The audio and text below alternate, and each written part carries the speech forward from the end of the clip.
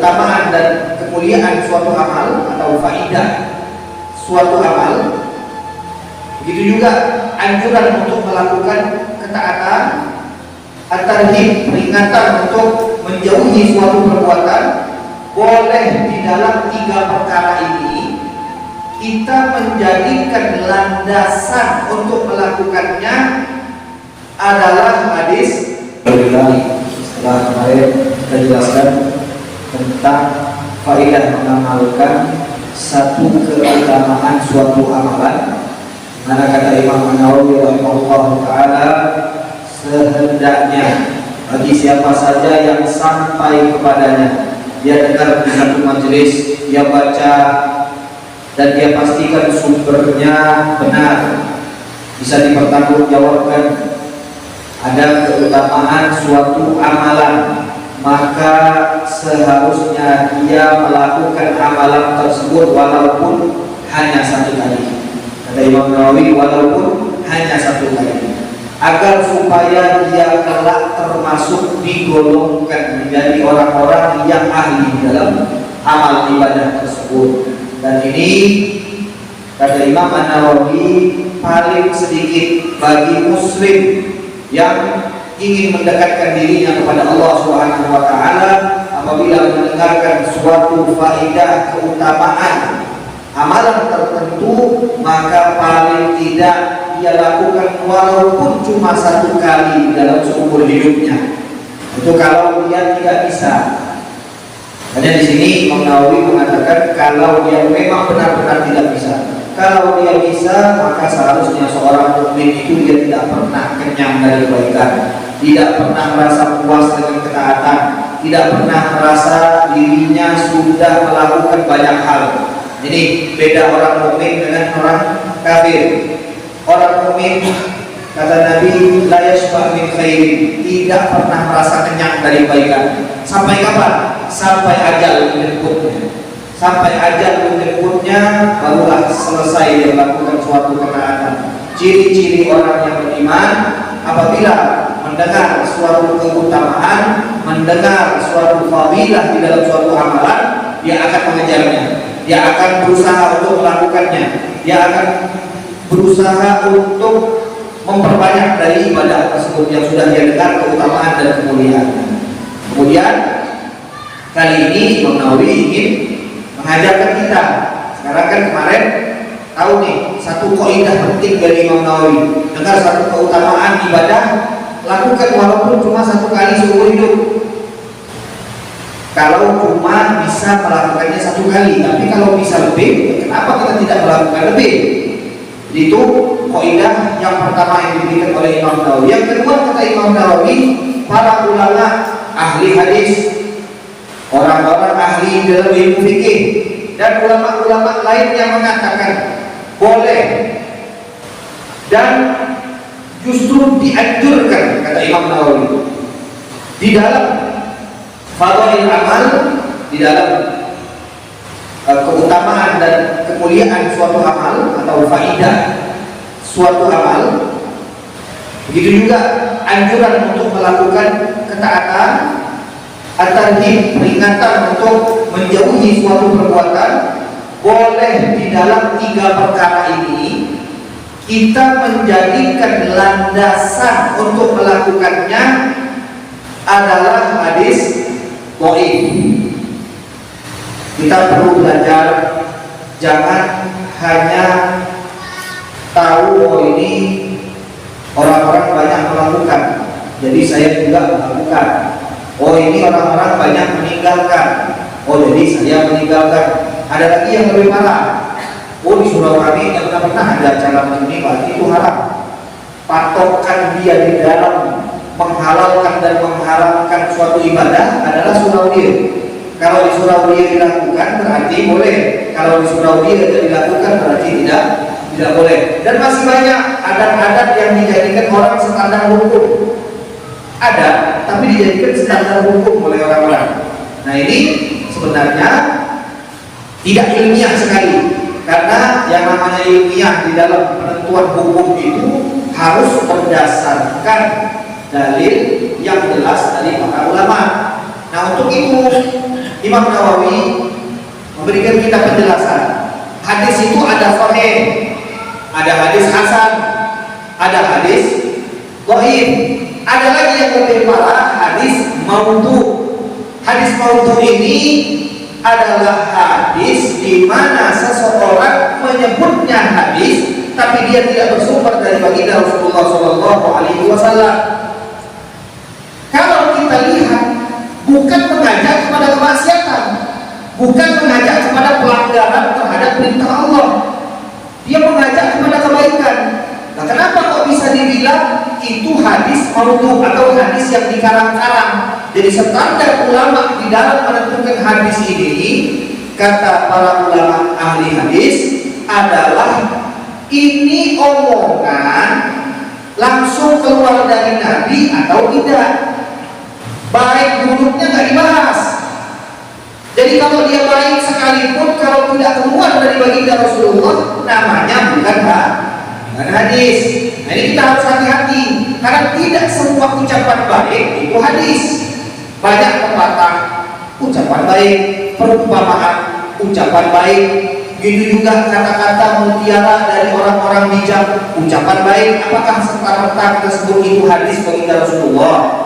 Nah, jadi kita perlu tahu, kadang-kadang orang mengarang hadis itu demi tujuan baik. Pernah terjadi seorang ulama, dia dikenal seorang ulama. Dia lihat orang-orang mulai jauh dari menghafal Al-Quran, baca Al-Quran, mengambil syarat Al-Quran, mempelajari Al-Quran. Dia lihat orang-orang sudah sibuk dengan kisah-kisah, karena manusia ini lebih senang dengan kisah. Kalau diceritakan satu cerita, mereka semangat. Pada saat ulama ini melihat perubahan yang begitu signifikan, dia lihat ini perubahannya ini sangat mendasar. Al-Quran yang tadinya hal yang dijadikan oleh Allah Subhanahu wa Ta'ala, yang paling mulia di muka bumi ini, kalam yang paling mulia di muka bumi ini adalah Al-Quran. Bahkan dalam suatu hadis dikatakan, barang siapa yang ingin tahu, dijadikan standar. Al-Quran ini dijadikan standar. Standar apa? Kata Nabi, barang siapa yang ingin tahu apakah dia cinta kepada Allah dan Rasulnya, maka silahkan dia cinta tidak dia terhadap Al-Quran.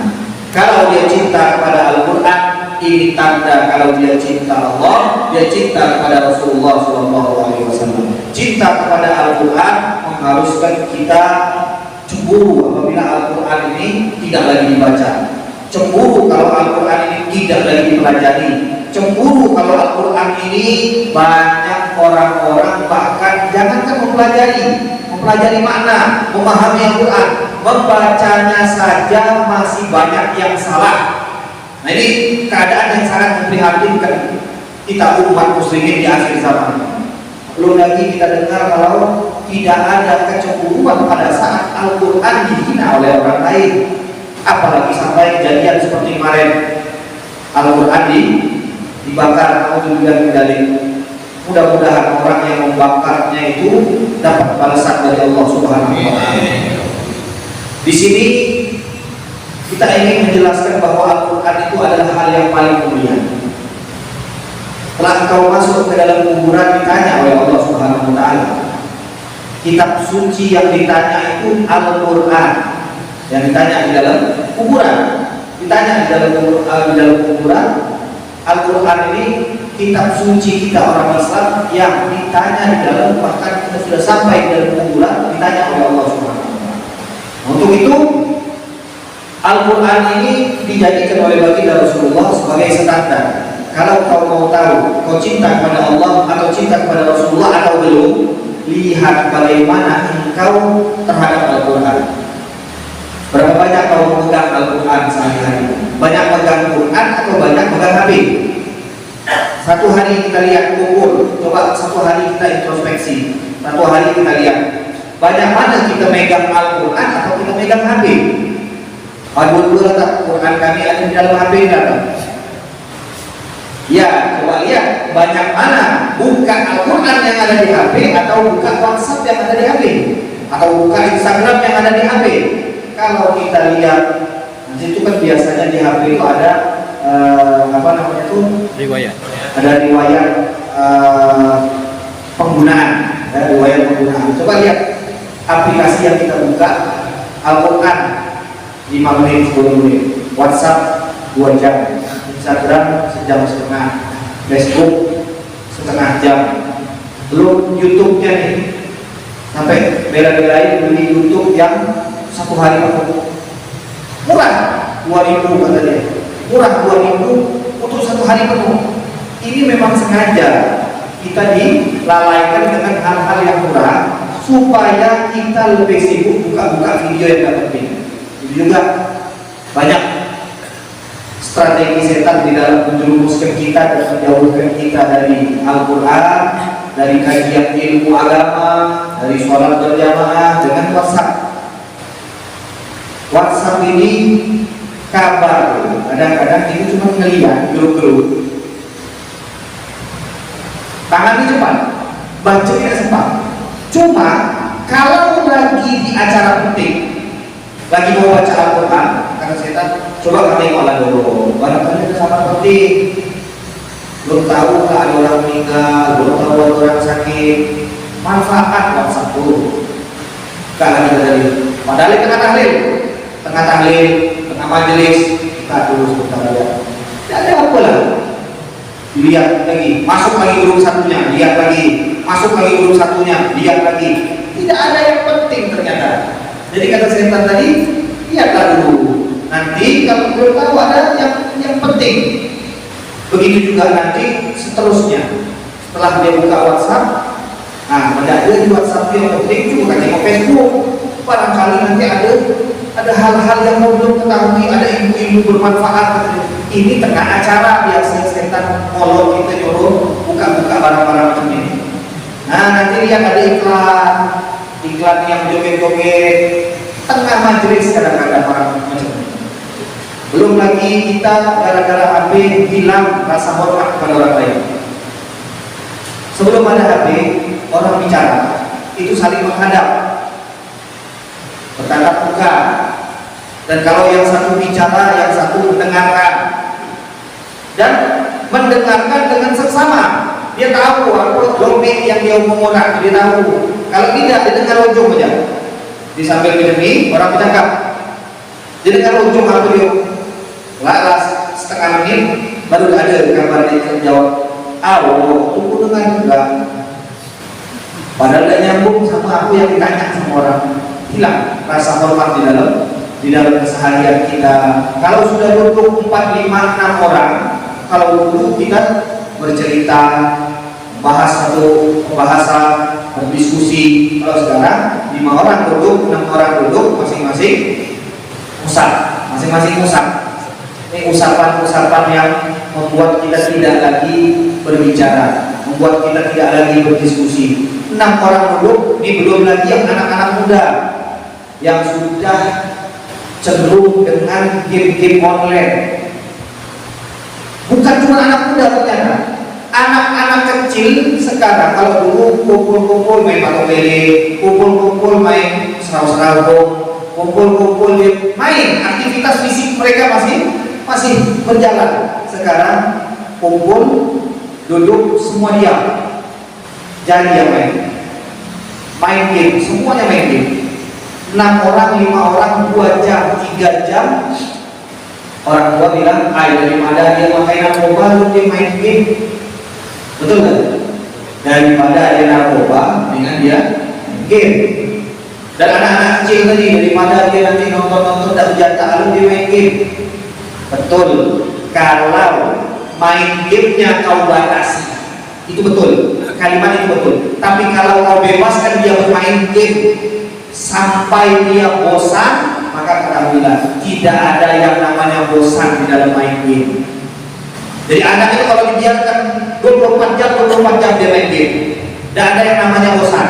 Jadi jangan kita menjerumuskan anak kita di dalam lubang kebinasaan. Itu sama saja kita membinasakan mereka, membahayakan masa depan anak-anak Jadi jangan kita mengatakan daripada, karena membiarkan mereka main game itu boleh, tapi dengan batas waktu 1 jam, 1,5 jam. Setelah itu diambil, dikontrol, dilihat benar nggak tadi main game. Karena sekarang iklan saja itu semuanya mengarah kepada kemaksiatan. Iklan yang judi online lain, game-game slot. Tahu game slot ini? Orang menganggapnya permainan. Tak tahunya di dalam ini ada pembelian koin, ada penjualan koin, ada hadiah duit. Game yang dengan nama dibungkus dengan nama permainan ini ternyata judi. Banyak game-game judi sekarang. Tidak tahu nih, pikir dia kan Pak nih gaptek, tidak tahu teknologi. Jadi kalau anak main game, wow bagus anak main game, dia bilang tidak ada judi, tidak ada apa. Ini justru game judi. Jadi banyak sekali sekarang game-game yang di dalamnya ada perjudian. Dan subhanallah banyak orang yang merasa wah ini bukan judi. Apa beda? Kan ini kita tidak nebak-nebak, bukan macam kita main apa di pasar ada togel, kodok-kodok apapun. Bukan model macam ini kata dia. Ini cuma main-main untuk ini ya, selingan-selingan, tapi dapat duit kan? Dapat duit. Nah, misal kita kalah, duit kita hilang paling tidak 4.000, 5.000 kata dia. Sedikit hilang. Kalau judi kan sampai 100.000, 200.000. Judi itu walaupun 1.000 itu tetap masuk dalam judi. Jadi jangan kita menganggap judi itu kalau dia ruginya besar baru judi, baru haram. Walaupun cuma 1.000, kalau rugi di dalam permainan tersebut berarti itu permainan judi. Jadi ini perlu kita perhatikan, banyak sekali kesalahan, keteledoran orang tua membiarkan anak mereka bermain game apa saja dan tidak membatasi waktu mereka di dalam bermain. Kita dulu dididik ada jam madrasah, ada jam main, tapi kita lihat didikan orang-orang dulu main-main game ini pakai waktu sejam setengah, dan juga ada hari dulu cuma bisa main hari Minggu. Kalau sekarang setiap hari diisikan pulsa malah sama ayahnya, diisikan kuota sama ayahnya. Jadi sengaja mereka berikan racun ini kepada anak mereka, sengaja. Padahal kalau waktu-waktu tersebut digunakan untuk menghafal Al-Quran, digunakan untuk belajar membaca Al-Quran, digunakan untuk memahami ilmu fikih. Paling tidak anak kecil ini belajar wudu, anak kecil ini belajar sholat, anak kecil ini belajar bagaimana cara berpuasa, niat berpuasa, menghafalkan doa-doa, menghafalkan doa untuk orang tua. Berapa banyak faedah yang sudah didapatkan oleh anak kecil tersebut. Setiap hari kalau satu doa saja dihafalkan oleh anak kecil ini, kira-kira berapa doa yang dia hafalkan selama 1 tahun? Atau katakanlah mungkin dia hafal doa 1 hari 1 doa, 1 minggu dia hafal 1 doa, atau 1 minggu dia hafal kajian tertentu dalam ilmu fikih. Bayangkan dalam 1 tahun berapa banyak yang dia dapatkan. Makanya dulu orang-orang dan pesantren, lulusan majelis-majelis ilmu, dulu orang dan pesantren, lulusan majelis-majelis macam kita nih, tapi keluar jadi ustaz, keluar mereka mengajar, keluar mereka bisa berubah, mereka paham ilmu fikih, mereka bisa baca kitab. Beda. Orang dulu belajar benar. Kalau kita ini bukan belajar, mendengar. Jadi pendengar yang setia. Kita ini sekarang pendengar yang setia. Tapi kalau kita belajar, akan tentu hasilnya juga akan berbeda.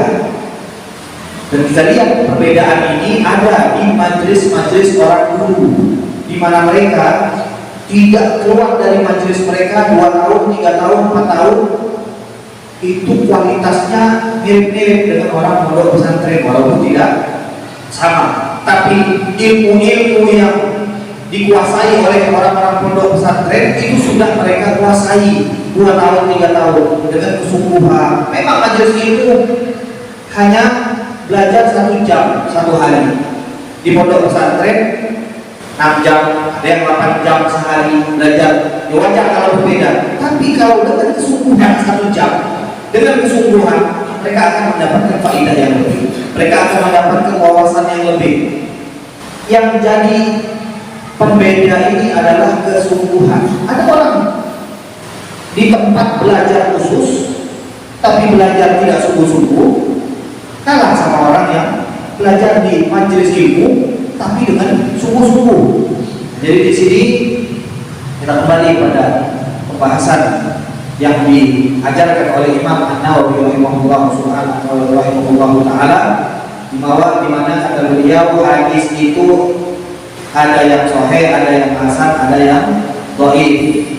Nah, hadis dhaif ini boleh digunakan untuk menjelaskan fadilah suatu amal, menganjurkan seseorang melakukan kebaikan, dan memperingatkan seseorang untuk menghindari kemaksiatan. Dalam 3 hal ini boleh memakai hadis dhaif. Jadi kalau kita dengar hadis dhaif, itu bukan serta-merta dibuang. Hadis dhaif itu boleh, kata Imam An-Nawawi, dijadikan dalil. Jadi boleh kita beramal ada dalil hadis dhaif. Boleh kita beramal ada dalil hadis dhaif. Beramal yang hadis dhaif yang menjelaskan tentang keutamaan amal, kemudian hadis dhaif yang menjelaskan tentang anjuran melakukan suatu amalan atau memperingatkan menghindari suatu kemaksiatan. Nah, tadi kita juga menyinggung ada satu lagi di dalam pembagian hadis ini disebut dengan hadis maudhu. Jadi ada sahih, hasan, dhaif. Sahih sama hasan ini hampir-hampir tidak bisa dibedakan. Jadi dalam penggunaan, di dalam hukum sama saja, sahih dengan hasan. Bedanya nanti cuma sedikit. Kenapa kok bisa sahih, kenapa kok bisa hasan? Itu bedanya cuma sedikit. Itu sudah pernah kita bahas. Yang dhaif itu walaupun dia lemah tapi dia tetap hadis.